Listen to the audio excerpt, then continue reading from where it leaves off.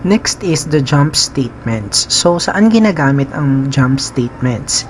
Ito ay ginagamit para, for example, makapag-leave tayo sa loob ng iteration or, for example, makapag-continue ng statement sa ating iteration or pag minsan kung meron tayong infinite loop na tinatawag or walang katapusang loop, pwede natin gamitin ito para ma-force na makalabas sa ating looping statement.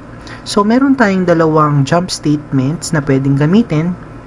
Pwedeng gumamit ng break statement or continue statement. So, let's have an example.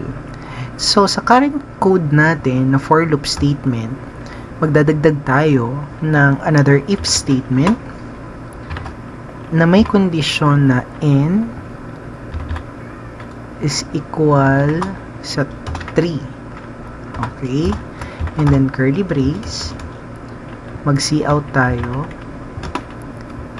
ng countdown aborted.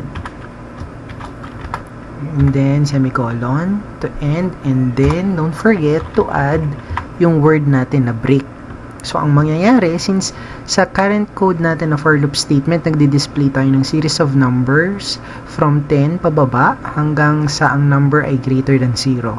And then, since nagdagdag tayo ng if statement na kapag yung n natin ay naging 3 na, then that's the time para mag-display ng text na countdown aborted. So, tingnan natin ang behavior ng program natin.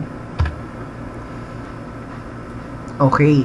So, meron na tayong display dito na numbers ng 10 hanggang sa 3, kung mapapansin ninyo, nung na-display na or na-reach na natin yung number 3, that's the time na itigil ang looping statement at hindi na niya ituloy yung display ng 2, 1, and then dinisplay na natin yung ating nasa loob ng if statement na countdown aborted.